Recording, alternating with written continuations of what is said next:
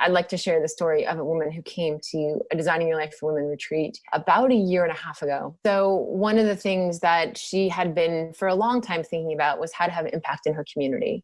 She cares deeply about the area in which she lives. She lives in Carlsbad County in Southern California and was really feeling the need to serve her community better. And in her 3 Odyssey plans, one of them included running for office. And when she shared those plans with her colleagues at the retreat, she was lit up. She was excited. She cared deeply about the work she was doing, and she was fired up. And they noticed that, and they reflected that back to her. And afterward, we debriefed the whole experience. And she said, yes, the other women in my triad, they mentioned that I was really fired up about this. And we asked her, what's stopping you? And she said, well, frankly, the fundraising aspect. I have lots of ideas about policy. I really believe that our community can be well served by doing some particular things. But the idea of raising money for a campaign feels very daunting. And in that moment, another woman got up and handed her $5 and said, let me be the first to contribute to your campaign. And so Lena Panagaitis is now running for office in Carlsbad County. And there was this moment where she realized that she could do this, and she's now doing it. And I think that's the power of radical collaboration and the process of unearthing where you're fired up, where you want to serve your community, and then having people around you affirm you in doing those things. Hi. My name is Eran Dror, and this is Remake, a podcast about design, systems, and society. In each episode, I talk to someone who's trying to change our lives for the better in some meaningful way, whether through a new product, new venture, or new way of looking at the world. And I try to understand how they came to it, what makes them tick, and what we can learn from them. Today I'm talking to Kathy Davies. Kathy wears many hats. She's a design lecturer at Stanford University and managing director at the Stanford Life Design Lab. She and her team have trained 150 universities globally to use the life design process on campuses to help students design, prototype, and test the right career paths for them.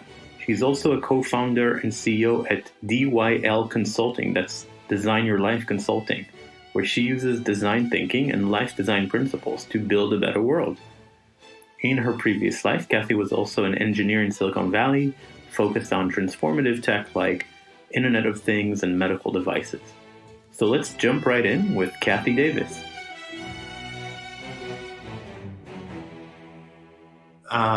So I'm sitting across the screen from Kathy Davies. Kathy, welcome to the podcast. It's a pleasure to have you. Thank you so much for having me. And so I guess the first question before I go into the more podcasty thing is to ask, how are you doing these days? What's the situation where you are? How are you processing what's going on? Yeah. I think that's the first question that's on all of our minds these days. I'm doing all right. A friend of mine says, I can't complain, but I really want to. And I think that's a perfect answer. I'm here in the Bay Area. Right now is an interesting time because we have the collision of the pandemic and also the fires that are now under much better control, but continue to burn and continue to affect the air quality. So not only are we inside and physically distanced from folks due to the COVID situation, but we also now really can't go outside very easily because the air quality is quite poor. So that for me, as someone who really gets a lot of energy from going outside and taking hikes and being in nature, has actually been strangely almost more difficult than COVID itself in some ways. Obviously, less broad reaching, but certainly just on a local level has a high impact. So we're hanging in there. I've got 2 daughters, 14 and 12, who are home doing school upstairs. And my partner is also a high school teacher. So he's upstairs doing teaching. And so we're very fortunate that we have the ability to do that and that we have a place that's at least at this time safe. And so I keep reminding myself of that. And the bandwidth, which must be We had to upgrade. Yeah. And I'm very fortunate that I was able to do that, because that's not available everywhere, and not everyone is financially able to do that. So I do count that as a blessing for sure. For sure. I now have 2 separate internet connections at home, just like a DSL and a cable, just so that I can never lose connection to the outside world. Yeah. So it's good to hear that you can't complain, but you'd like to. I think this is the better part of the scope of this. But the fires, I'm trying to understand, because I've read a little bit about the fires in California, but does it actually affect life where you live, where you can't go outside to nature, or what's the? Yes, absolutely. So the fires, there were 12,000 lightning strikes several weekends back that started all of these fires.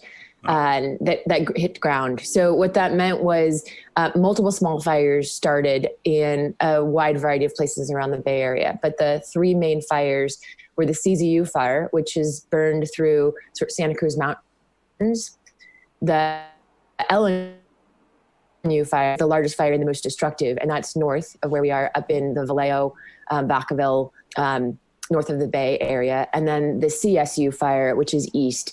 And that has burned over 300,000 acres of wilderness, almost directly east and south of us. So the CSU fire initially was the fire that I think was affecting our air quality here in Fremont most strongly initially.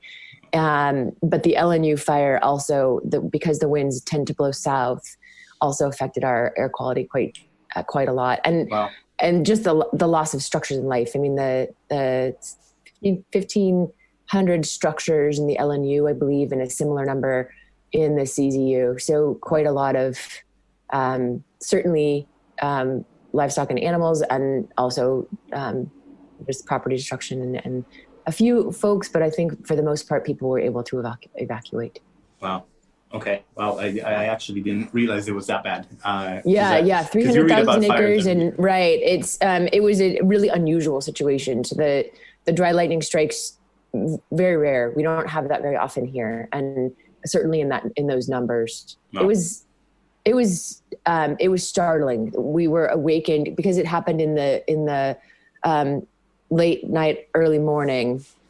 We were awakened by the sound of the thunder. It was wow. quite amazing, actually, in terms of just the power of nature.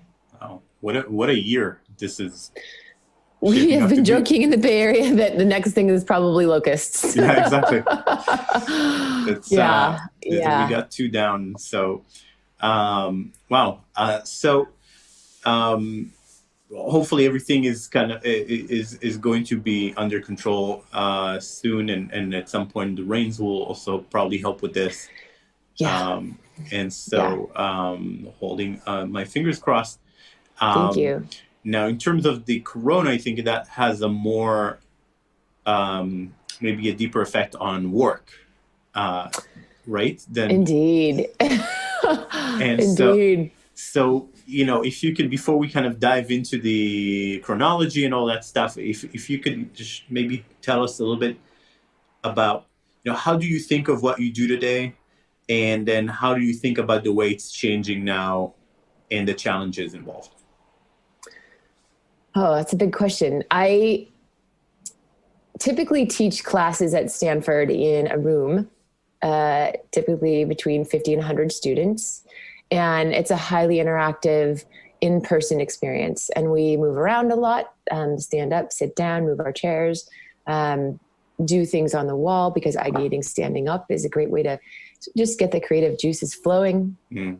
And I work with a team, and we spend a lot of time together, physically together, working on our curriculum, and then, of course, delivering classes together. And in addition, Susan and I deliver workshops in the world for DYL Consulting, specifically workshops for women, and also intensive workshops for co-ed groups and for companies. And all of those also happen in person and are highly hands-on. So the experience of locking down was a really big change for what I do, because what we do is so interactive and had so much been about really the people Right. And so the challenge then was, can we do this virtually? And to be honest, I wasn't sure that we could. My colleagues, I think, were much more optimistic than I at Stanford. And I'm so grateful to them, because we had to make the transition in a matter of weeks, as did all the educators in the world who were trying to serve students ages K through, whatever Right. age they're working with, adult learners.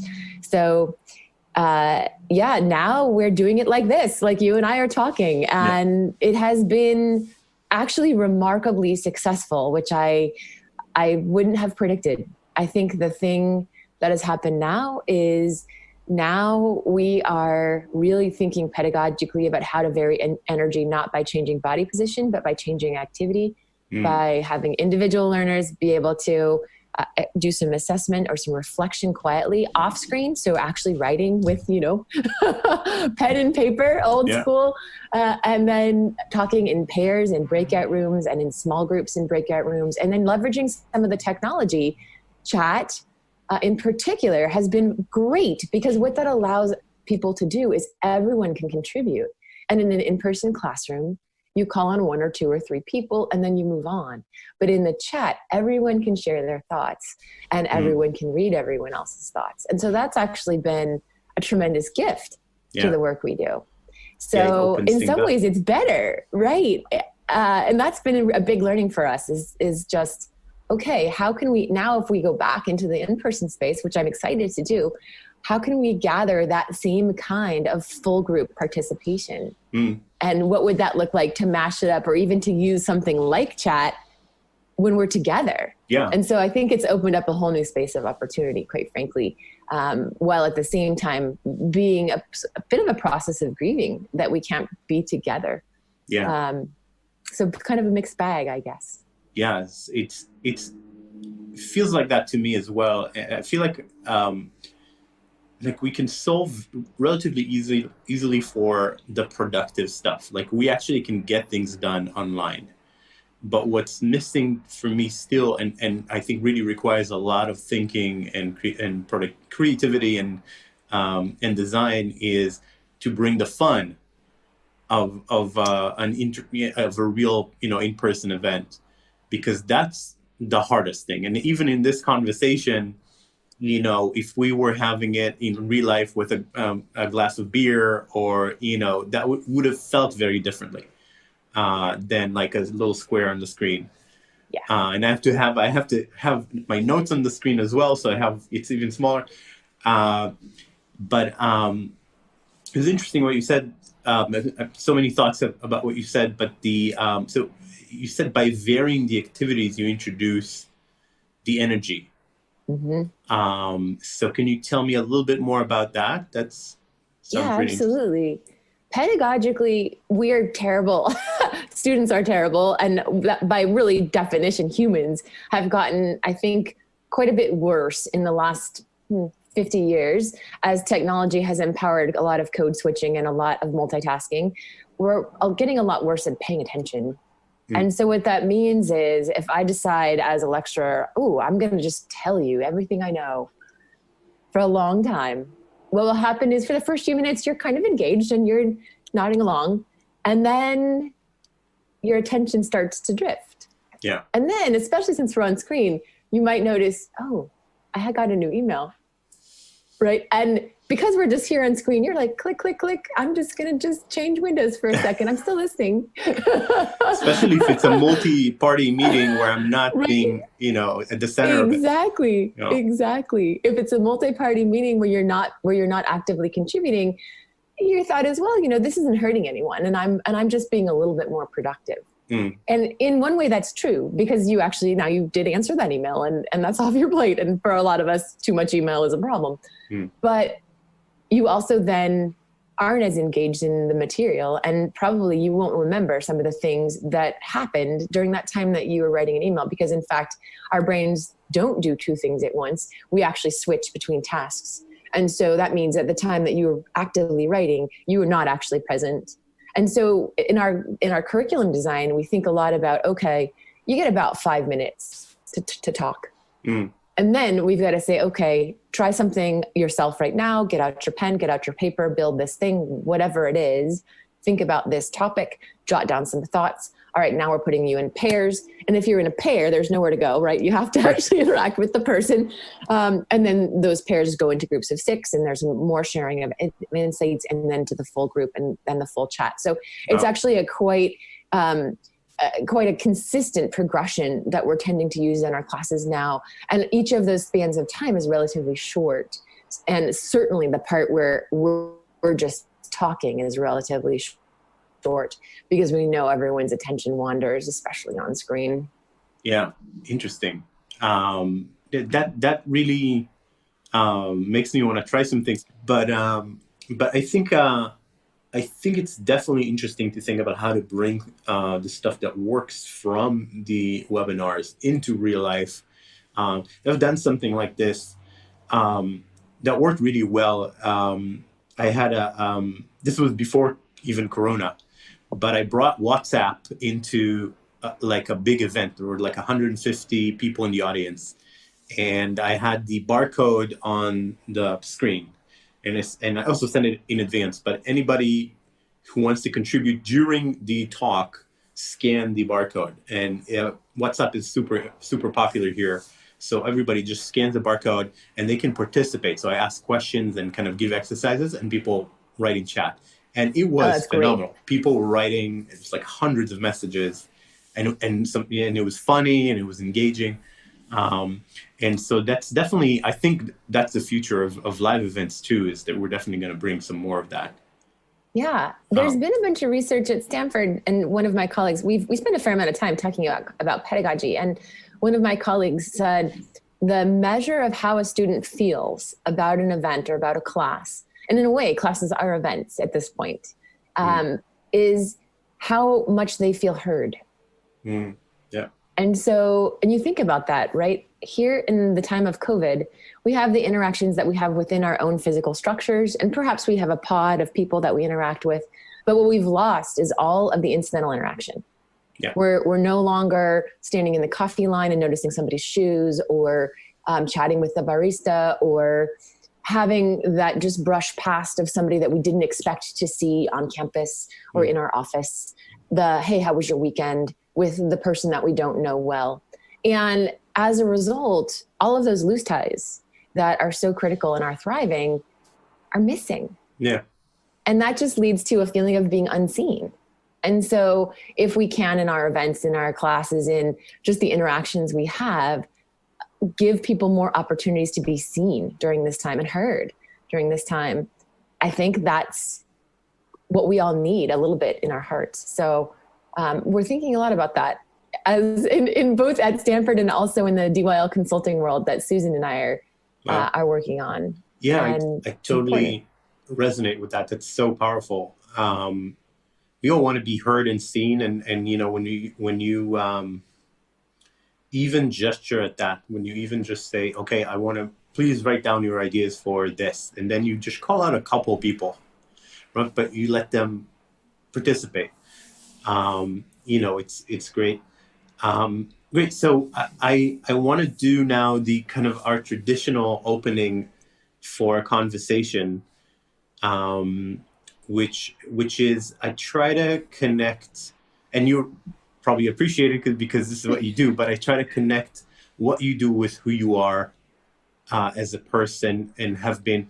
And so the question that I came up with to kind of start this discovery is to ask, what's something you've discovered or learned early in life or in childhood that is still present and still drives you today? And you can take your time because it's a big, big question. To see if you can find something that is kind of like has been there all these years. Yeah, I have two things, I think, that come to mind. One of them is pretty light, and one of them is maybe a little bit, not darker, but a little bit more deeply connected to who I am. But the first one is, not too long ago, my parents were cleaning out their garage, and they gave me a raft of stuff that they had saved from my childhood. And so I've been going through this stuff. And one of the things that I found was one of those all about me books. that you write when you're a kid. And one of the questions, of course, is always, what do you want to be when you grow up? And the answer I had written, and I was about 7, I think. So I was in, first grade, second grade, something like that. What I wrote was, when I grow up, I will be an artist and a scientist. And I'm a product designer. Which is exactly the meeting So that's place. what that is. So Yeah. I think that there was always this interest, the deep interest in art. And my whole family is in science. So my father is a geologist and physicist. My mother is an amateur botanist and just deeply engaged with the natural world. And my sister is a PhD in microbiology, and my brother is a geneticist. So like there's a pretty strong Smart science family. bent, in our family. My brother's now gone on to be a software engineer in addition to being a PhD in genetics. So, Wow. so this is a pretty sciencey crew, and so I'd say that is deeply embedded in how I think, just my problem-solving techniques. On the more personal side, I was also a very weird kid. I came from this family of scientists, and I wasn't very socially adept, to put it in the nicest possible way. And what that meant was there was a period of time where I really had very few friends. I went to a Montessori school when I was little, which was a work at your own pace school. It was an experimental school, and there were only 12 students. It grew a little bit, but there were no girls my age.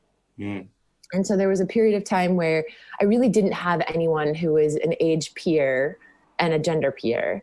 And I was also incredibly introverted and spent most of my time reading. So I didn't develop social skills either. I think my feeling was that somehow, like in some of these books, someone would just come and become my friend with no work on my part whatsoever. And then I went into public school, and I was academically advanced, but socially quite behind. And again, my friend-making skills consisted of sitting in a corner, reading. So that really was 0. And as a result, people made fun of me a lot because I was very odd. And I was also very competitive. So not only was I odd, but I was like in your face odd. I wasn't a fly under the radar odd. Okay. Some of my best friends. And so I share that because I think that as a result, I was reflecting on this actually quite recently, because of that, I think that there's a lot of understanding or empathy for sort of the folks who are maybe a little more on the margins, and also a deep-seated desire to be part of community and to be doing work in community.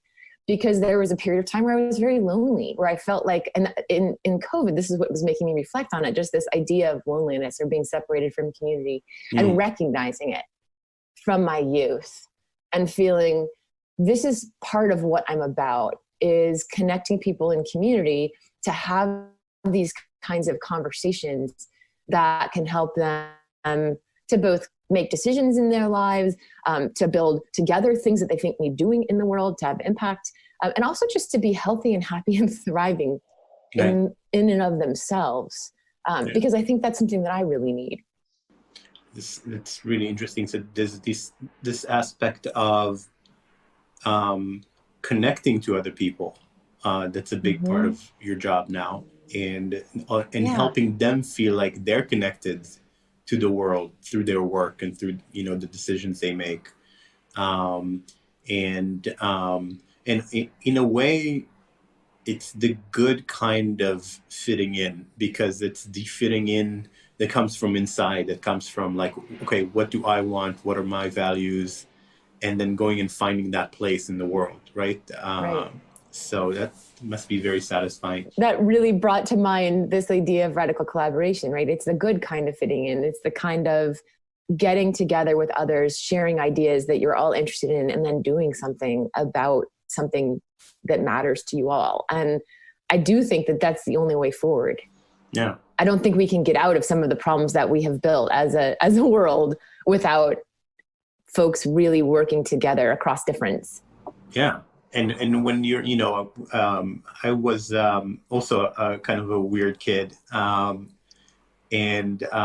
that's good. Like that's in the world of finding your passion and finding your work. The fact that you're interested in things that are not, every day or not everybody shares is a good thing. It's a clue. It helps you find your kind of people and your kind of work. So it's definitely, I remember to share a personal story. So my father told me he was very young. He came to pick me up from kindergarten and I was like red and crying, and like apparently what happened was I was fighting with all the other kids because I told them about there used to be this big hairy elephant called a mammoth, and they didn't believe me and they laughed at me and they thought I was crazy, and I was like, no, there is. My dad told me.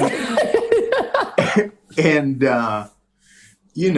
but then there used to be, like, I was right. Right. And You're right. And you find you find out that not always fitting in is actually, or not fitting in every situation, and not kind of suppressing what you know and what you feel in order to fit in is a good thing overall and over time. Yeah. And then as a parent, I'm raising two wonderful daughters, and sometimes you notice that the apple hasn't fallen far from the tree. So my one daughter, this was when she was in about first grade or second grade, we were having a discussion about Disney movies, and she said, "Mom, don't you love Snow White?" And I said, "Well, no, not really. I think Snow White wasn't all that smart. They said, don't open the door. She opened it 3 different times. It's clear that the witch was after her. Then there's the weird part about the prince kissing the dead princess. Like, there's just a lot of things about that movie that concern me."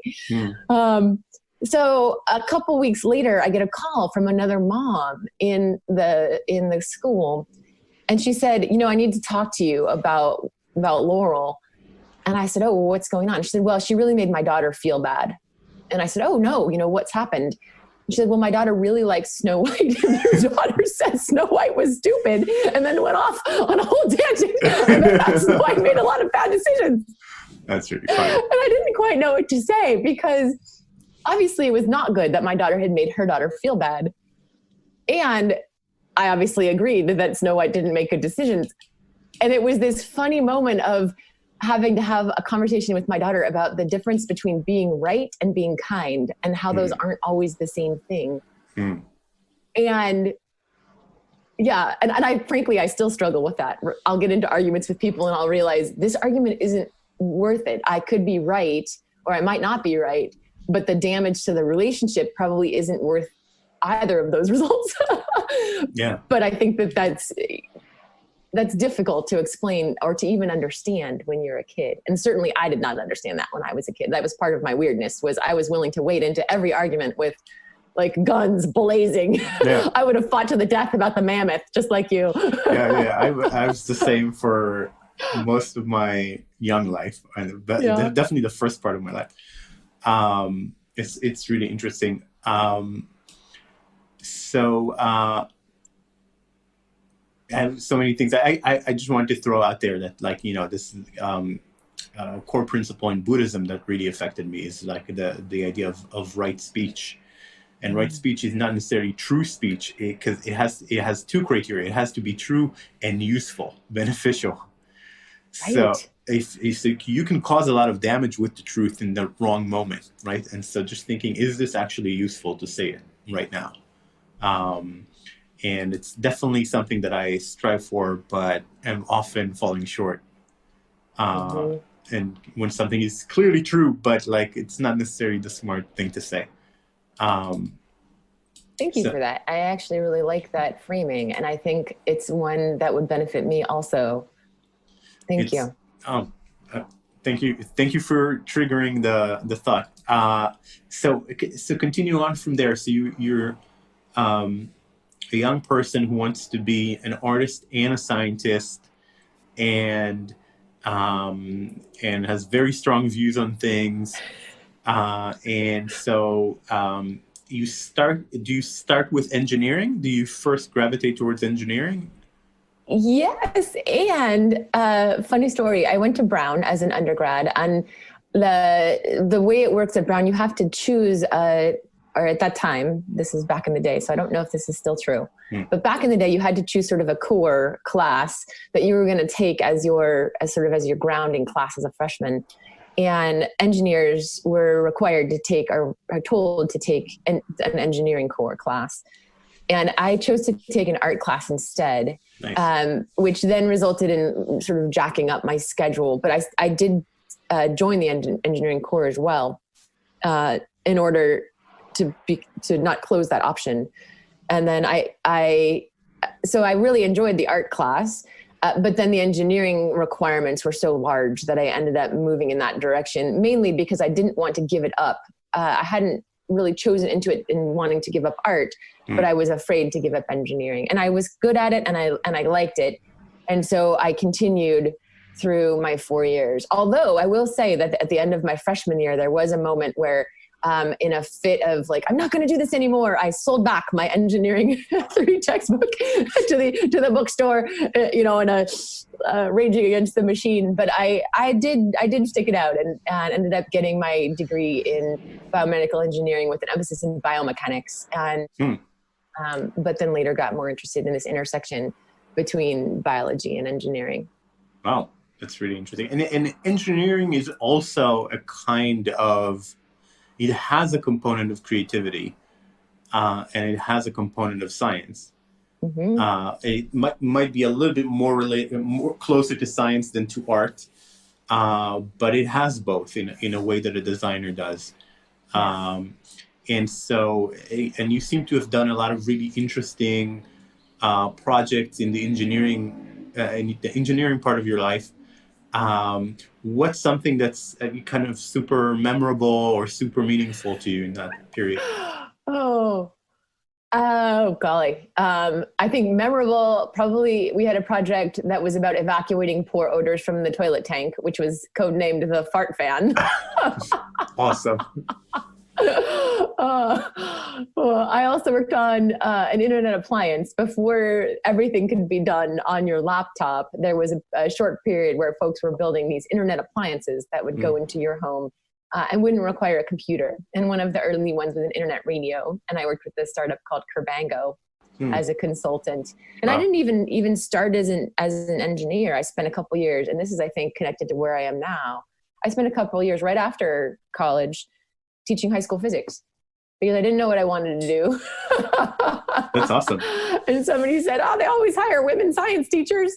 And so I did that. And that, I think, informs the arc 25 years later. Now here I am again in the classroom. And so obviously there's something about that process of teaching or interacting with other learners that I like, and that somehow is fulfilling. I think it connects to the community bit. Now that I hear myself say that, I think it is the doing things in community. Yeah, it involves people. So, how did you first get involved with design thinking? I'm assuming it wasn't straight into life design. It started with okay. So. Yeah, I didn't go straight into life design. So I spent 4 years in undergrad. Then I spent 2 years teaching high school physics at a boarding school on the East Coast. And at that point in time, I had, I think, at least the wisdom to recognize that I wasn't doing that as well as I would like. And part of the reason was I couldn't yet separate what was mine to control and what was the students to control. So, and by that, I mean, I would teach a class. I'd think, wow, that was the greatest class.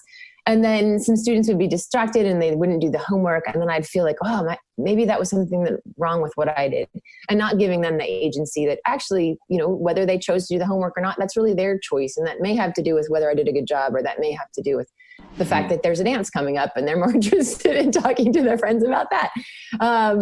And also recognizing that, in fact, some of the students were going to really resonate with me and some of them weren't going to.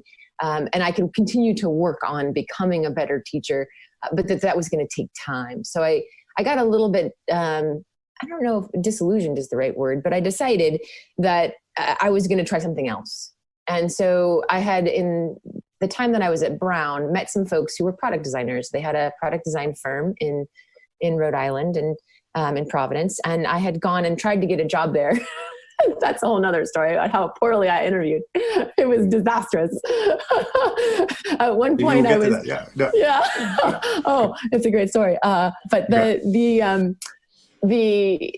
seed was planted at that time that product design was a thing and that it was something that I might be interested in. And it was this fusion of engineering and art. And so the folks who had run that had mentioned the Stanford product design program, actually in a pretty, like, that's a program, but that's not what you should do kind of way. You should go to a real art school if you really want to learn design. But something about that really appealed to me because I didn't have the art training and I didn't think I could get into art school. I thought, well, gee, this guy mentioned that wasn't a real design program, but it was an engineering program and I could potentially fit there. So I did some research. I decided that in order to get in, I was going to need better art stuff. So I took a bunch of classes at the high school where I was teaching. I asked the other teachers if I could sit in, which I think they found really weird, but I thought it was fabulous. Yeah.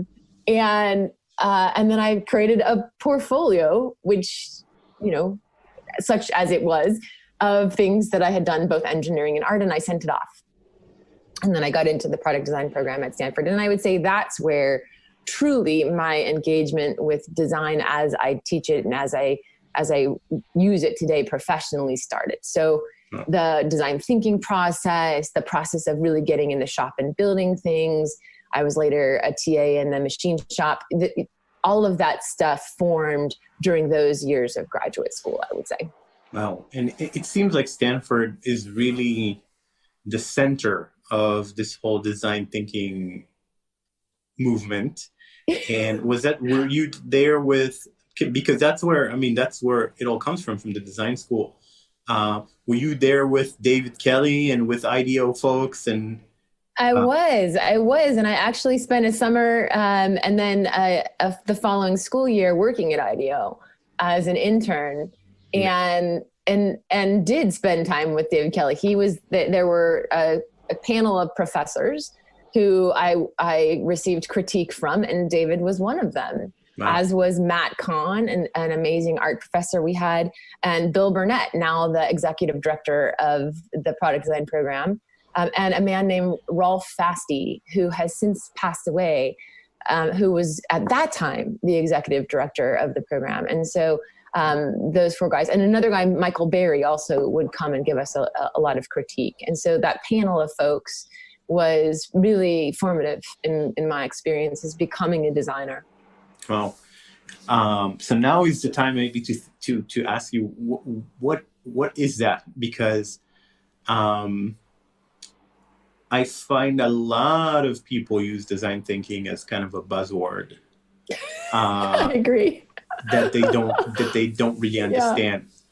Yeah. And I feel like I find myself at odds. Actually, the more almost the person talks about design thinking, sometimes it feels like the less they actually understand it. Mm-hmm. And people who, at least in my environment, and it seems to me that most of the people who actually do get it are from California. So is it, how would you define design thinking given this experience? Yeah, absolutely. I'd say, well, first of all, I think design thinking is often misapplied. It's not the solution to every problem, unlike maybe the popular meme. Let's do design thinking. Design thinking at its core is human-centered design, and human-centered design has been around a long time. So Stanford didn't invent this process. Stanford didn't invent the idea of designing for people and keeping people at the center of design. Right. Stanford did do a really nice job of marketing, frankly, the design thinking process. Yeah, and creating these hexagons that are very memorable. And so just a nice mnemonic about what it is, a nice visual mnemonic. But it really is this process of putting the user first and trying to understand the user well. Mm. And so the steps, as you've probably heard them, are empathize, define, ideate, prototype, and test. And when people picture it, I think they really picture ideate, right? They picture the thousands of colorful Post-its, Right. Right? The exuberant brainstorm with candy, which is part of the process. But really, it's the first two steps that I think really matter. I'll say a little bit more about that. Empathizing and understanding the people that you're designing for, and frankly, designing with, is the way that I am starting to think more about it. Because at the end of the day, the folks that are in need of whatever this product or service that you're thinking about building, those people, they know what they do now. They know what they actually need. They have core values that need to be served. And so inviting them into the design process is increasingly key, I think. And especially if you're working on big, wicked problems, things about justice, things about climate, things about people are deeply engaged, not only on a cognitive level, but on an emotional level with these kinds of big problems. And so if you aren't designing with those people, if you're just trying to design for them, save people or convince them, you're never going to get anywhere, because at the end of the day, we're talking about behavior change if we're talking about systemic change. So that first step, that empathize step, really getting in there with the folks, I think that's critical to good design. Yeah. Yeah, no, I totally agree. Yeah. Yeah. And I imagine as a product designer, you know this, right? You've had, I'm sure, experiences where really having good conversations, shadowing, walking in the shoes of, talking with, inviting into the process have changed products that you've built. Yeah, of course. I think one of the things I like to say is that the quality of conversation in the beginning determines the quality of the product. And I mean both the conversation with the end user, but also with the internal team, and being able to absorb many different points of views and not run away from them because they don't match your own.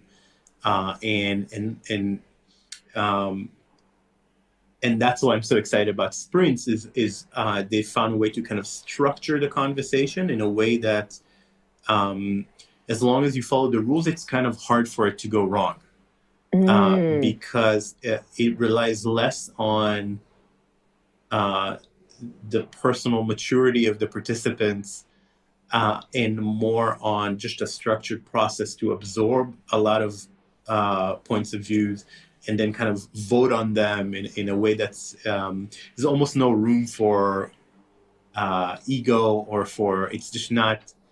You can try to bring it into it, but the process can't support it because we're on the clock and we have to do the next step. And so that's why I'm excited about it. And yeah, definitely, I think this co-creation and empathy is super, super important. Yeah. And I think that's why having diverse perspectives in the room is so important, just as you said, because if we all have the same views, then whatever our underlying biases, our underlying constraints and assumptions are, we'll just self-reinforce. But if we have a variety of viewpoints, then there will be challenges that will come out in the wash in that sprint, in that process. Lots of points of view will be aired. And then in that voting process, in the process of dissecting what we've discussed, we will get to something that is unexpected and innovative because all those ideas were present. Exactly. And we had a sprint recently where we had 4 dominant people, each with a completely different view of what the project even is, which is the hardest thing to kind of work out. And because we follow this process where we actually listen to everybody before we make any decisions, a lot of these tensions that could have continued for months got resolved because we aired everything out in the beginning and we got alignment in the beginning. And so that's super important. But there's also this aspect of prototyping, right? And testing. And there is. And I want to talk about that. I also want to talk about, can we go back to define before we get there? Sure. Yeah. Because strangely, even after what we've just discussed, I still kind of think at this point, in my career, I'm realizing the define step is probably the most important. Because just as you said about what is this project even about, that discussion that you had, and then the crystallization of what are we working on, that piece to me is the piece that sets the trajectory for the rest of the process in a really powerful way. And if you frame the question this way versus that way, right? This way, now we're looking over here, and this way we're looking over here. And I think that moment of crystallizing around what is it we're trying to do? What problem are we trying to solve? How have we verbalized that problem? What is the language we're using? That moment then determines almost the rest of the outcomes. Yeah. Because, if you ask the question one way and then all of your ideas are sort of pushing in one direction, and that means that then the thing that you prototype will come out of that idea pool. Yep. We like to say that how you frame the question determines the solution space. Yeah. And so that's a great way of formalizing, because it's hard to explain to people why does a single word in the definition of the project can matter so much. So this is actually the best way to describe it that I've heard, that the question defines the possibility, the solution space. It really does. And the wording, just as you just said, I feel like that is something that I'm just beginning to get my head around, because in diverse rooms, different words mean different things. And culturally, different words mean different things. And depending on the language you're using, you might not even have the words for different things. So there is something about this definition process that is quite thorny and actually quite hard to do well. And at the same time, it is, in my mind, almost the most important step of all, assuming that you've done good empathy work and that you've gathered a lot of understanding and that you're working with the people who have the problem and all of those things, getting to the point where we know where we're headed, that we have a pointer for the next ideation step. It's tough, and yet it's critical. So and the wording part is, I'm not expressing that well, but I'm really resonating with that remark about why does one word matter? It does. I understand that. I resonate with that so much. We have this workshop when we teach design sprints, and I have this example. I have this problem that I give to people, which is kind of a fake problem, but that we work together to do a sprint on it. And the problem is, I want some sort of digital solution to the rain. I want to be protected from the rain. And we interview an expert on rain and the problems associated with rain in daily life. And then we kind of come up with solution. And then we try to define the goal for this project. And one person writes, we need to solve the problem of wet clothes, after rain. Like, people should not be staying in wet clothes. And one person says, we should solve the problem of not losing umbrellas, we should, right? And then another person says, people should learn to love the rain and not be afraid of it. And those are completely different companies, completely different products, everything. Right. And so, I find that the way you phrase it is super, super important. And it's very kind of immediate to me, that it's like, no, you just look at a couple variations of the goal before you decide. Right. Can make an enormous difference. And this is where I think the life design stuff comes in hard, because when we're stuck, we often frame problems in ways that are difficult for ourselves to solve. It's how can I get promoted? And, that question is about getting a particular position in our current company, and maybe there isn't one available. And now I'm just banging my head against the wall, and I'm mad at my boss who's not promoted me last time. And there's the whole, and if we ask the question that way, then we get one set of results. But if we ask the question, how can I become a leader in terms of our product strategy? which is what the promotion really means in my mind. But this is, now we're decoupling it from the badge or from some things I can't control what my boss is going to do, and moves it into an area that I could potentially take action. How can I start influencing people? How can I learn more about the product direction and start making recommendations? How can I gather data that would support my point of view? How can I present in meetings? How can I lead teams? Right. Now I could do some of that stuff regardless of promotion, and it's actionable by me. But we don't often frame it that way. We don't often step back and do the reframe that allows us to move forward. Instead, and maybe there's something kind of satisfying too about railing against the universe or about against our bosses or whatever the thing is, just from an emotional standpoint. But one of the things we talk about a lot in life design is what's actionable by you. Where can you spend your energy toward a result that you want to have? And a lot of that is in the framing. Yeah. So the framing is the same thing, is the correct usage of language to open the right possibility space.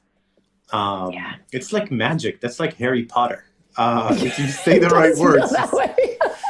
But it's true. There's a lot of wand waving that doesn't result in what you want too. I'll say, I've framed many a problem incorrectly and then had to realize that through the next steps, right? Through the ideation and prototyping, right? That prototyping piece is magical too, in that it exposes where you screwed up before. Right. That's where you know whether you great knowledge. That's awesome. So you had some direct experience with product design and design thinking, and you're around all these great people. And then where does the transition to life design happen? And then I'll ask you to define what it even is, and ask you some hard questions. But sure. So for me, I went to school as a product designer, and then I dove into product consulting. So I worked at IDEO, as I mentioned briefly, and then I worked at a company called D2M for, I want to say 7 or 8 years, before then working briefly at a medical device startup, and then at a big TV startup.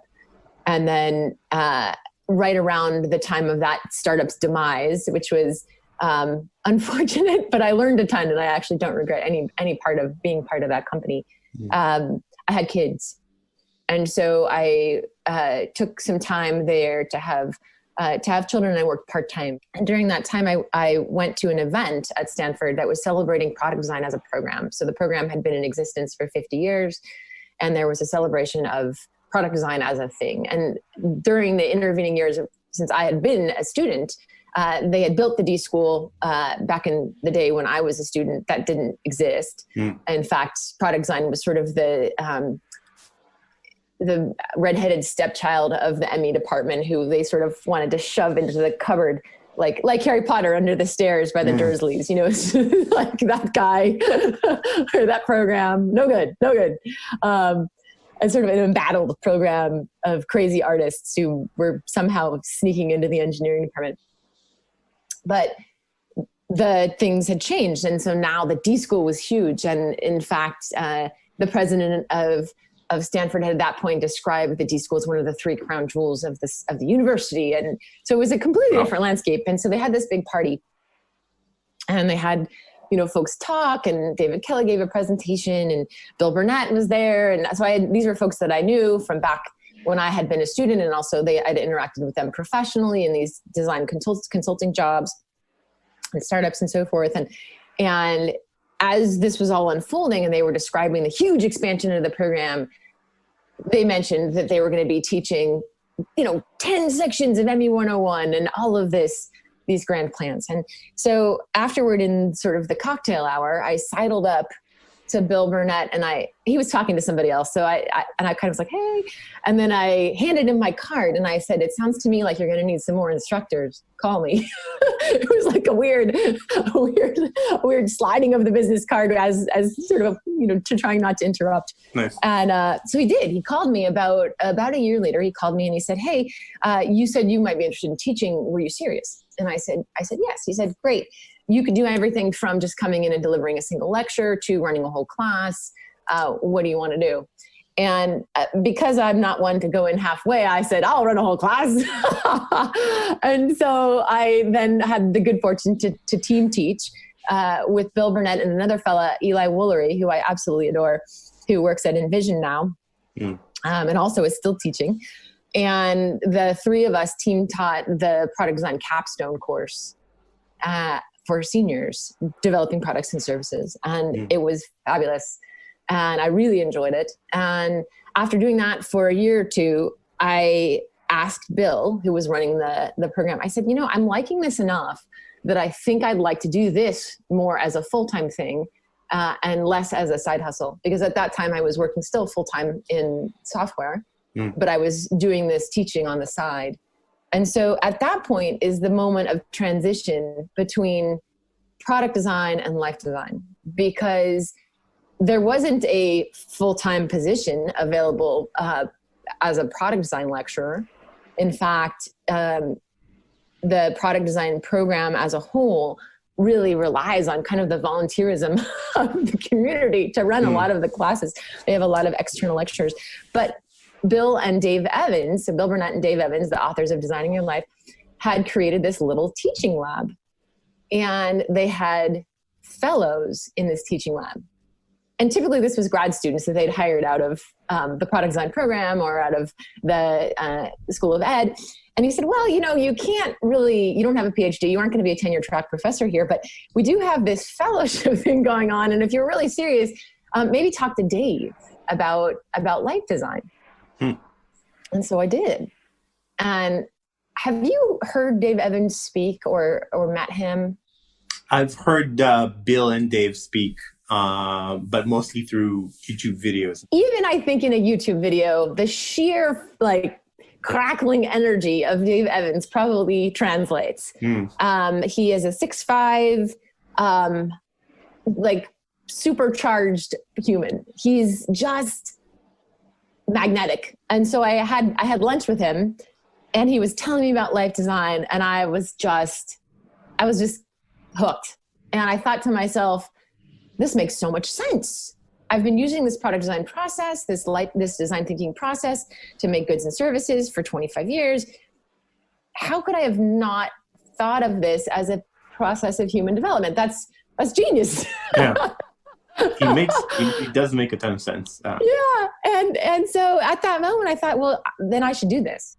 And so then I went home and I convinced my partner it would be a great idea for me to make less than half of my salary and go and be a fellow at Stanford, don't you think? And he said, okay, 2 years. You had 2 years. I'm a high school teacher already. You're the breadwinner. 2 years. So I said, sure, 2 years. That's what we'll do. And that was in 2014. So a little more than 2 years. Thank goodness for my wonderful partner who's willing to allow me to do this work and to work together to support our family rather than saying, hey, we need you to go back into industry. Teaching is so rewarding that I would think that if they raised the salaries, nobody would doing anything else, because so it's almost like there's a few jobs that, and this is not for, it's interesting because it's not necessarily glamorous, but it's so satisfying for everyone that my own teaching, but also so many friends who are teachers. There's something fundamentally humanly satisfying about this activity, to the point where investment bankers leave their jobs to do this, and people who are losing millions of dollars to do this.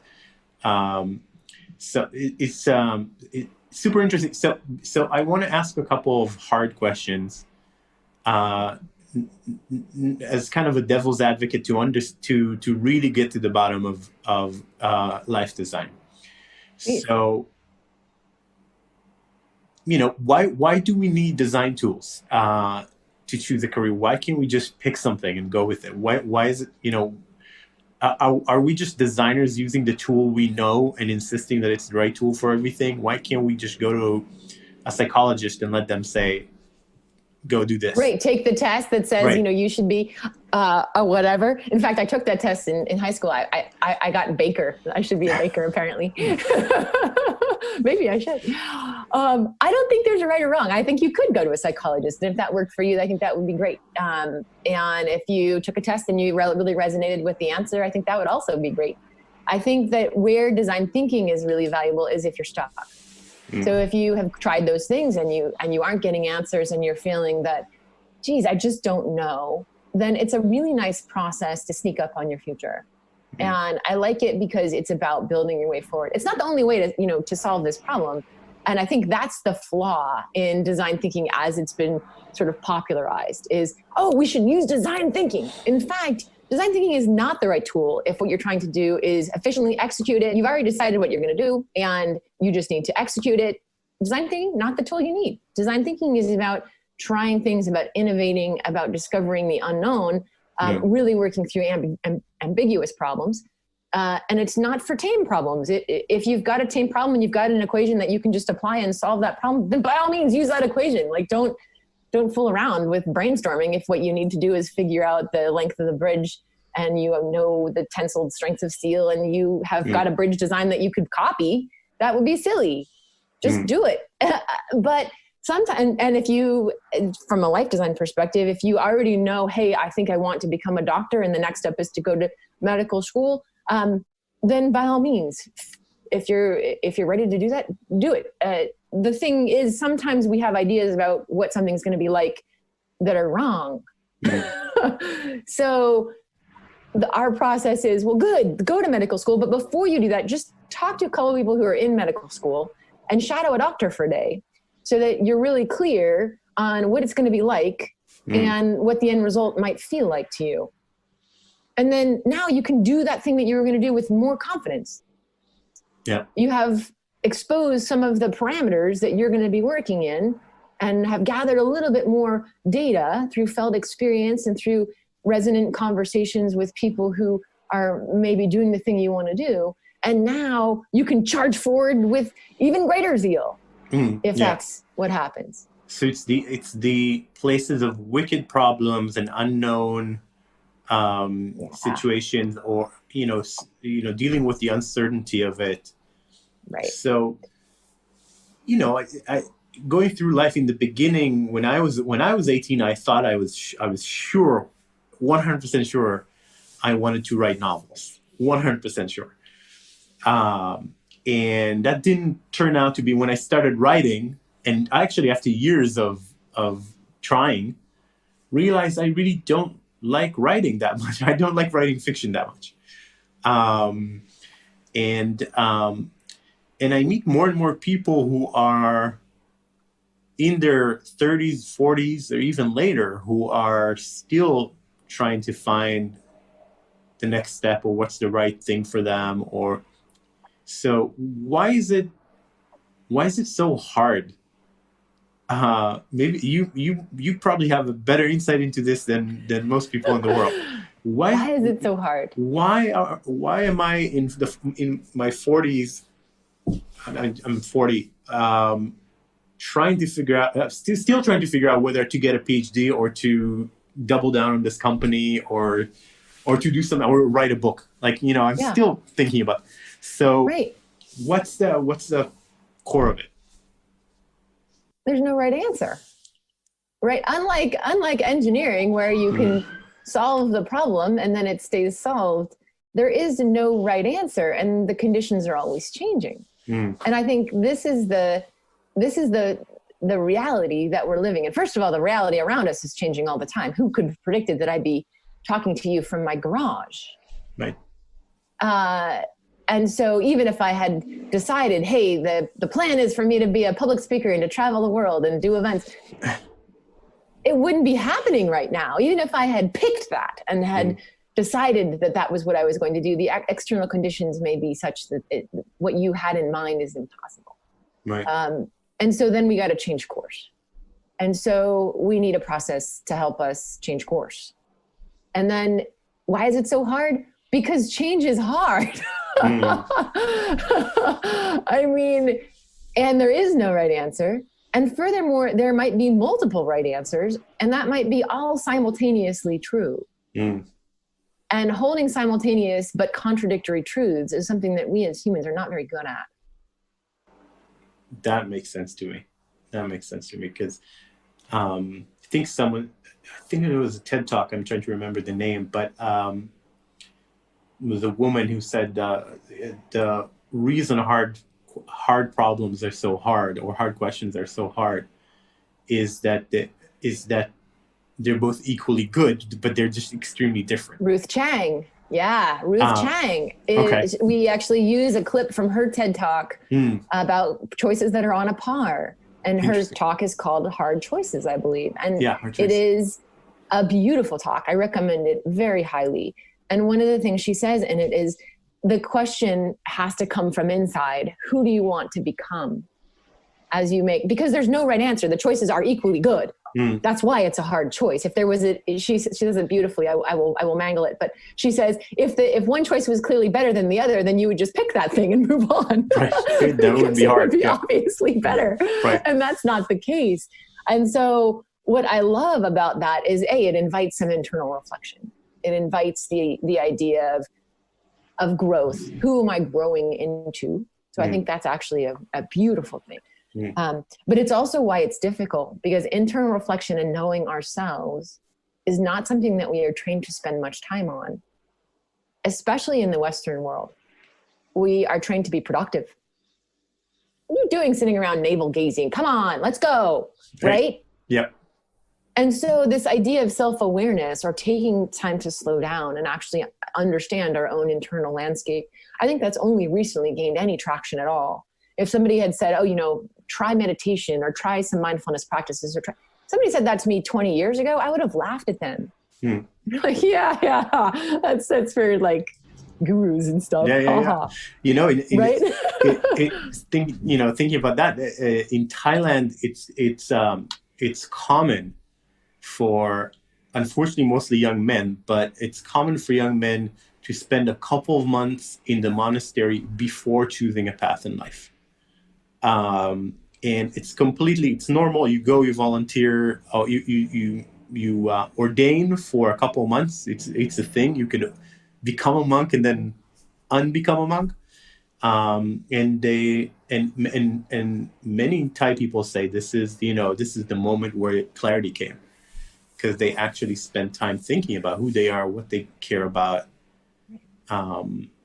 So it's really interesting. So talk about the life design process for someone who doesn't know it. What does it look like? How do you start? You start by doing some self-awareness work. So we don't have a monastery, so we can't actually give people the space in that way. But what our programs and classes do is give people some space and time and some tools to reflect on who they are and what they believe and what they're doing, and to try to connect those dots to create a compass for themselves. And then using that compass, come up with some various ideas, and in fact, multiple choices that they can put on paper to then evaluate using some criterion that they have themselves decided matter to them. And then to recognize that they don't have to go all in on any one of these, but that they can dip their toe a little bit to gain confidence and build their way forward. So at the end of the day, what we're really talking about is giving people tools to wayfind, to navigate using some kind of a North Star, some kind of understanding of self and understanding of community and their place in community and how they potentially want to have impact. And then some ways to generate paths forward as they come up against the inevitable roadblocks and new data. Interesting. And so you talk a lot about, in the life design group lab, talk about mindset and bringing design mindsets to career planning. And so can you talk about that a little bit? Yeah. Sure. So it all starts, I think, with curiosity, being open like you're a small child, to possibility. And that's easier said than done, because we're trained from a young age to stop being outlandish, to be realistic. But if you think back to when you were a kid, and I blithely wrote down, I'll be an artist and a scientist, and you perhaps wrote down, I'm going to be a novelist. We didn't have any concept of what those things were, but we had absolute confidence that we could do it, whatever it was. Right. And we were deeply curious about all the things. And if you follow your toddler around, right, they're putting rocks in their mouth and tasting things and touching things. And they're engaged in the world in such a way that they're open to possibility. I think that's where it has to start, is the setting down our past wounds and our history and all of the things as much as we can. And sometimes those things serve us. As I mentioned, I've got some childhood wounds that maybe inform my empathy, but, and there are systems around us that might potentially be working to block us actively. And we're, I think, having greater awareness in the US more than perhaps I wish were the case, that there are truly systems that are holding people back based on their identity. So there are a lot of factors here, but curiosity, the wonder of, hey, I wonder what's possible, is where it maybe begins. And then framing, right? And reframing. How do we ask the question? How do we set this up so that we can then come up with new ideas if we're stuck? And we're assuming that's why we're here, right? If we were just executing along, we wouldn't need design thinking. We would just be out there doing the thing. So we're stuck. And so that means we need to think about how do we voice the problem? How do we set it up? What's the language we use? What is the space into which we want to ideate? And so you can look at someone's framing of the problem for their career, and you say that's not quite a productive way of saying it.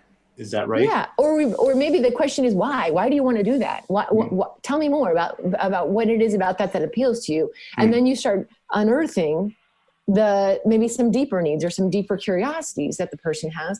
And then you can ask around those things as opposed to one particular solution. Now we can broaden the things that might be available. And so that framing and reframing process is critical mindset. Reframing is both a tool and a way of thinking. Can we look at this from a different perspective? And I think that's very powerful.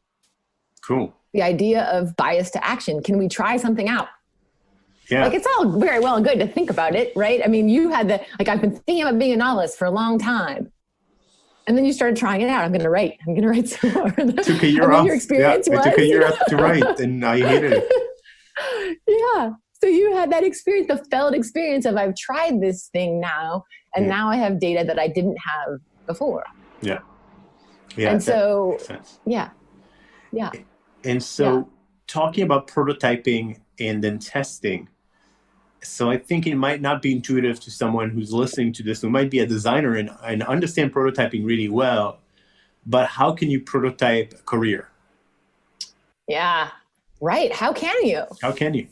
It's a great question. So we talk about two kinds of prototypes, and we talk about life design prototyping. And the first one is prototype conversations. There's somebody out there doing the thing you want to do. Bill likes to use a quote from science fiction author William Gibson, which is, the future is already here. It's just unevenly distributed. Meaning someone out there is living your future right now. They're doing the thing. So the first level of prototyping is just go talk to that person and hear their story. Right. And if their description of their day-to-day life and the problems and challenges that they're facing and the things that they're excited about resonates with you, and you feel excited, wow, I want to work on those problems and challenges. I want to, do that thing. That's good data. Or if your reaction is, dang, I thought it was going to be this great story, and when you talk about it, it sounds terrible. Even though you're excited about it, I don't know that I want to do that. That's also data. That's the recognition that, I don't know. And if you talk to 5 or 6 people in the field, now you've got a bunch of perspectives. And if 5 out of 6, it all sounded terrible, right? Then that's information that you didn't have before. For sure. And it's cheap, right? I mean, at the end of the day, I used to say you just takes 5 cups of coffee or 6 cups of coffee, right? You go to the Starbucks or the local coffee shop, and you buy them a cup of coffee and you hear their story. And what did that cost you? That cost you $30, right? And some time and better some than 30 kindness from years. others. Right, exactly. Rather than however many years.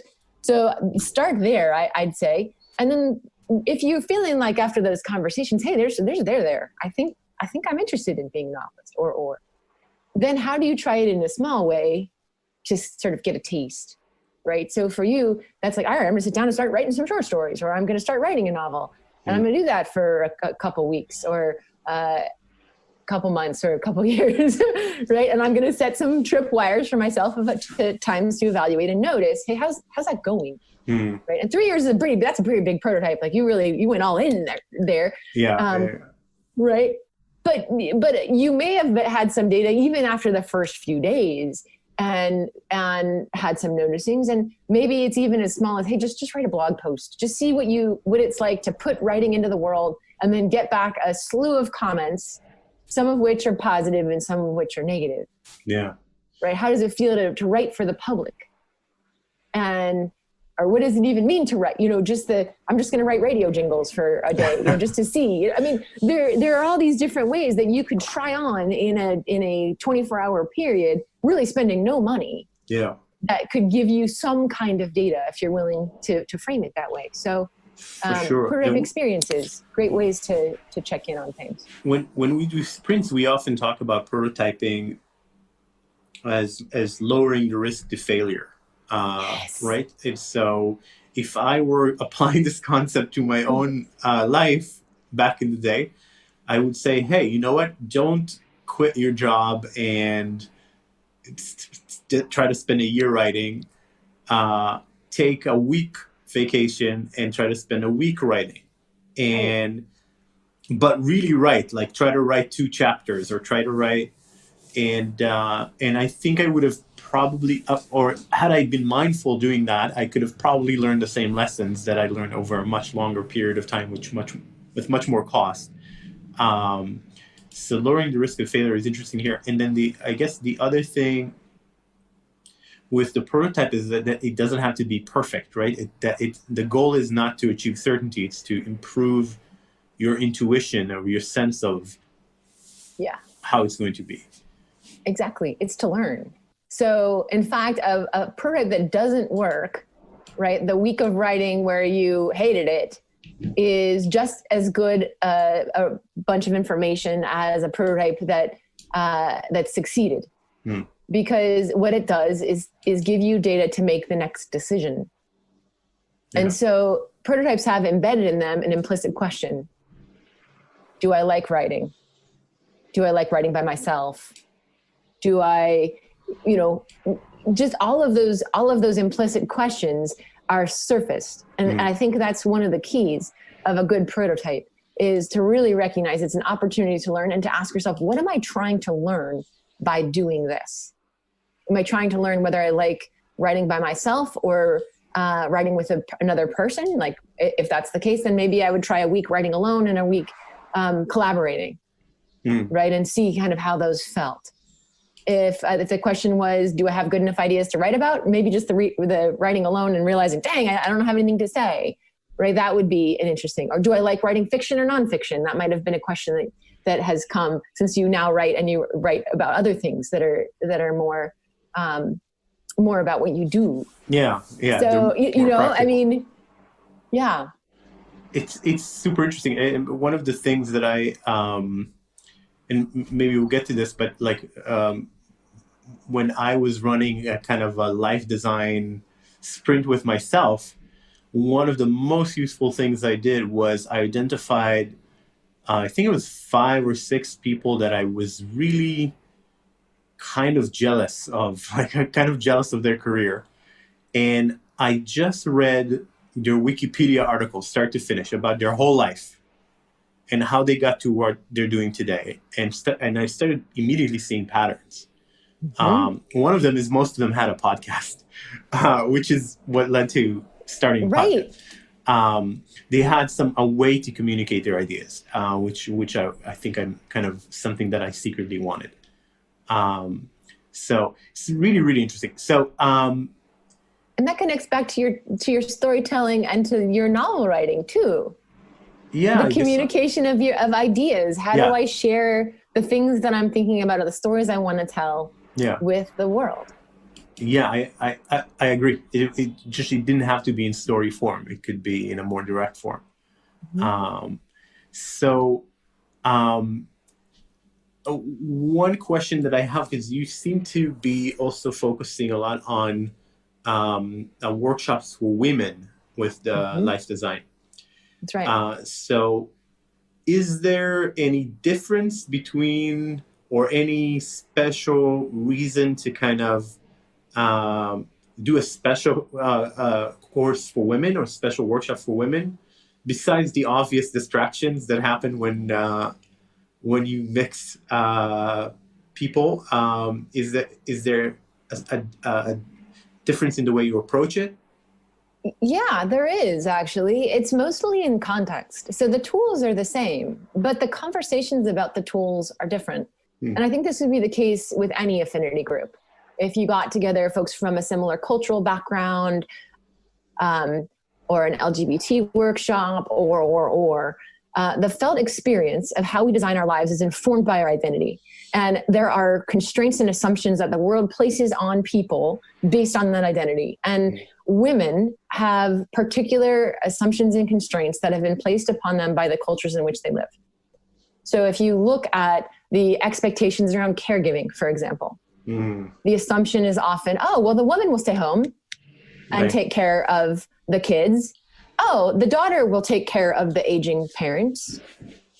There are assumptions about behavior. Women are supposed to be nice. That woman who's really ambitious, we have words for her.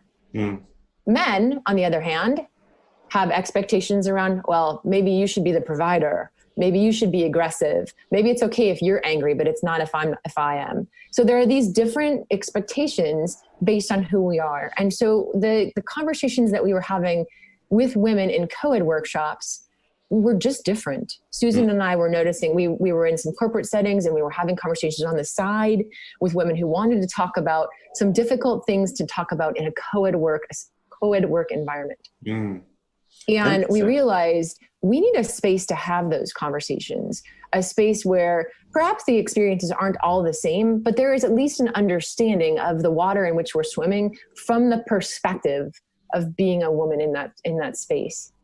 And how do we then talk about our life design, given that those realities are true, and design around them or design with them, or figure out what does that mean to us? What kinds of narratives have we internalized? Do we want to keep those? Do you want to discard them? And that conversation happens very organically when no one has to explain, no, really, it's a thing. Which, unfortunately, when people have very disparate backgrounds, sometimes we want to say, no, that isn't really your experience because my experience was different. And unfortunately, at least in our society, men have long felt that they have the podium to tell us how it is. And so in the absence of that voice, then some of the other voices can really rise and be heard. And I think that was the impetus. Quite frankly, the real impetus of Susan and I starting the Designing Your Life for Women workshops was the election in 2016. We had done a pilot with friends and family. It had been pretty successful, but we weren't sure we really wanted to operationalize and build a business around it. And then, unfortunately, the election was very shocking to both she and I. And the realization that we were in a society where openly misogynist behavior was not only not punished, but was in a way kind of swept under the rug or even just sort of laughed off, made us realize, wait, we really do want to operate in this space and really start thinking about how we can create opportunities to talk about what it's like to design your life in the world that we're living in right now. That makes a lot of sense to me, because I think there's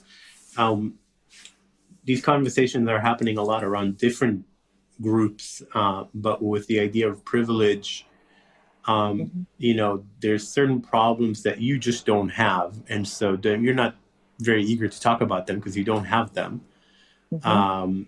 And I think I can definitely see why different social expectations, men have more of a permission to be selfish and more of a permission to say, well, what's good for me right now in terms of my career. There's no, I don't know many men who struggled with that piece of it, right? Like, so it's interesting, and that makes a lot of sense. So thank you for that answer. And hopefully you're feeling a lot of satisfaction from the way it's turning out now, because it seems to be. Yeah, it's been going very well. And I would say as I mentioned before, the opportunities available now with COVID and the constraints have really upended what we were doing. We were really focused on these in-person events, and the opportunity now is to move into the digital space. And so we are about to have our first month-long Designing Your Life journey for women. And we've built a Designing Your Life app that will support ongoing reflection over the course of that month to inform the conversations we have when we have synchronous meetings. So I'm really excited about that. We've done lots of virtual in terms of synchronous meetings and Zooms and things like that. And this will be the first time that we've rolled out publicly this app. I have no idea what's going to happen. I think it's going to be great. And I also don't know, a daily commitment to do something, to think about what you believe, what you are doing about your life, about your work, about past roles, all of those things take a little bit of time and space, and carving that out for a weekend, which is what we've done in the past, it's kind of nicely contained. If we are now asking you to do it daily, that means you have to carve out a little bit of time each day amidst all of the other pressures and constraints of your life. And so I'll be really curious to see how that feels to folks, because consistency over time is something that's hard for humans, and life right now is very chaotic. And so I'm hoping that it will be a moment to sit down and reflect and take a little space. And it may also be that it's just tough to do. So we'll see. We'll see how it goes. Yeah, I can see it being an anchor that people really gravitate towards, and it helps them actually create some order in their lives, or that they struggle with it. It could be that different people have different experiences. Right. I've had an month-long online meditation retreat many years ago that had like a daily commitment to sit, and then a couple of meetings. It wasn't every day, but it was a couple of times a week, a few times a week. But you also came with a daily commitment to sit and meditate for every day for at least 30 minutes. And that was it was very nicely wrapped. It felt like that month kind of stands out as the month I did that. Even though it was just Google Meet, and I think there's an opportunity there. I good luck with it. I'd love to hear how it goes, and definitely if you want to give us the dates, then absolutely. It starts September 26th. Nice. It ends October 24th, the month. And then we'll have a follow-up meeting a month later to sort of check in again on how it's doing. Cool. And you can find it on Eventbrite. It's Designing Your Life for Women. So you can take a look. Awesome. 1 month virtual journey. It is an answer in some ways. We were talking about the opportunities and how chat has allowed people to be heard. I think it's an answer in some ways to the fact that sometimes people need more time to let material sink in. And what I love about this format is if you want to spend more time thinking about your Odyssey plans and the ideas for your multiple futures, or you really want to sit and write and rewrite your work view or your life view, it gives you the space to do that. And it allows people to process at whatever speed they'd like to process. And in a weekend of packed and you have 8 minutes, okay, go. Okay, now we're done. Now we're having a conversation. For some, that is energizing. Yeah. And for others, it's exhausting. And I think this will just allow a little more space. So I'm actually I'm optimistic that for those who can fit it into their daily routine, that it will actually be really fulfilling, and perhaps even more so than a more intense and short-term experience. Yeah, that's really interesting. I think Seth Godin is famous for doing these longer workshops that are really integrated into your life. I'm actually thinking about taking one of them because they seem really interesting. But yeah, cool. So I that sounds like it has a really good chance of being more impactful than something very short and over a weekend, and then you're thrown back into your life and return back to your old patterns. Here you actually have a chance to bake that in.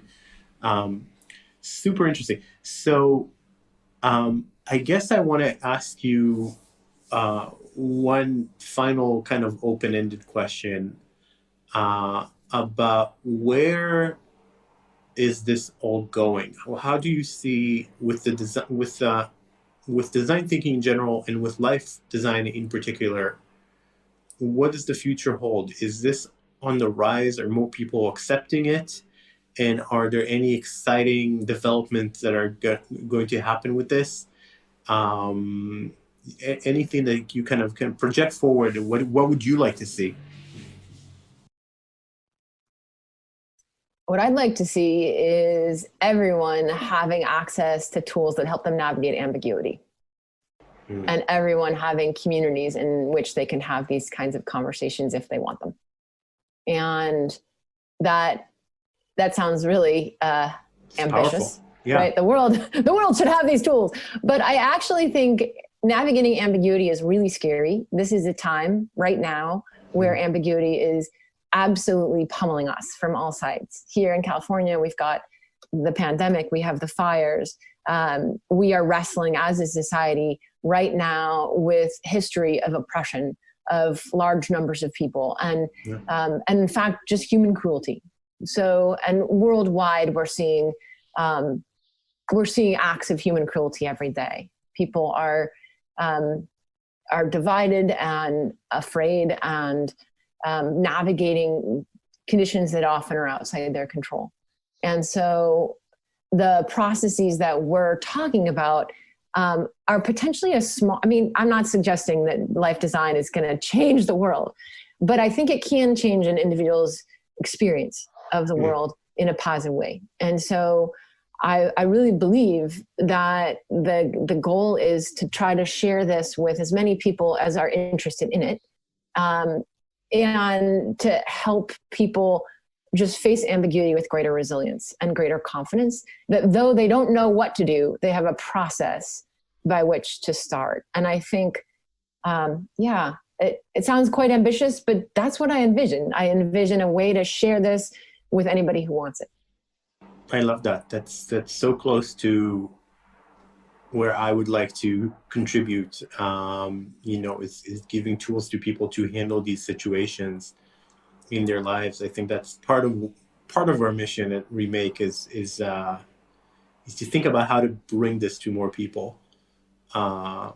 So thanks for that.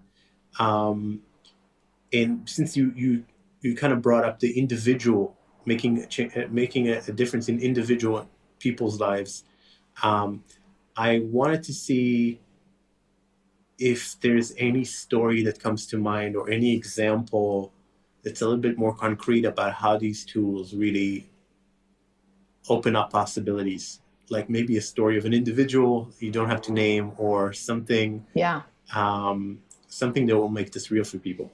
I have actually a really good story, and maybe this will be a chance to share the story of a woman who came to a Designing Your Life for Women retreat about a year and a half ago, maybe 2 years ago.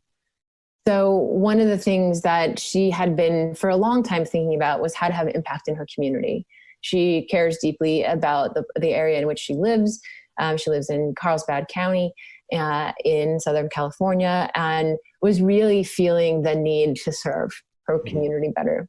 And in her 3 Odyssey plans, one of them was included running for office. And when she shared those plans with her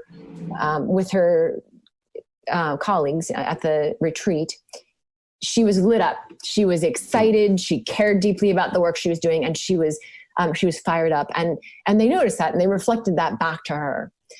And afterward, we debriefed the whole experience, and she said, yes, the other women in my triad, they mentioned that I was really fired up about this. And we asked her, what's stopping you? And she said, well, frankly, the fundraising aspect. I have lots of ideas about policy. I really believe that our community can be well served by doing some particular things. But the idea of raising money for a campaign feels very daunting. Mm. And in that moment, another woman got up and handed her $5 and said, let me be the first to contribute to your campaign. Wow. And so Lena Panagaitis is now running for office in Carlsbad County. Wow. And there was this moment where she realized that she could do this. And she's now doing it. Wow. And I think that's the power of radical collaboration and the process of unearthing where you're fired up, where you want to serve your community, and then having people around you affirm you in doing those things. And so I don't know what will happen in November, but I do know that she's going for it, and that she has ideas about how to serve her community that she's excited to enact. And that was the moment where she started down that path. Wow. Who knows where that path will take her? My fingers are crossed. I've donated to her campaign, but it is in those moments where all of a sudden we feel like something is available to us that wasn't available before, that I think magic happens. Wow. And in the space that you created, that where people have the opportunity of supporting one another, and sometimes that's all someone needs is just, I believe in you, go and do it. Mm-hmm. You're not alone. It's an amazing story. So let's end here, and I'll just ask, because this is a great place to end, but I'll just ask, where can people find you? Where should they go if they want to find out more? Absolutely. So you can find things about the public workshops, designingyou.life. And if you're interested in women's workshops in particular, you can go /women, but there's lots of other stuff there about our co-ed work and also corporate work and facilitating and coaching and all of those things. So please find us there, designingyou.life. And if you're interested in the work that we do at Stanford, the Stanford Life Design Lab is where we're doing that kind of work. So if you're an educator and you're thinking about using this in your school, please find us there, Stanford Life Design Lab. There are trainings that we run specifically for educators out of the Stanford Lab, and we'd love to have you join the life design community and to use these tools with your students. Awesome. And all of these links will be in the show notes. Thank you so much, Kathy. I really enjoyed our conversation. My pleasure. All right, that's it for today. If you enjoyed the podcast and would like to support it, please consider writing a 5-star review in Apple's podcast app or wherever you're listening. It helps many more people discover the podcast and also makes us feel good. Current support for the podcast comes from my own design company, Remake Labs. We run design sprints all over the world, and our goal is to improve outcomes, whether in business or various organizations, through repeated and rapid design interventions. Now, until next time, be well, everyone. See you next week on Remake.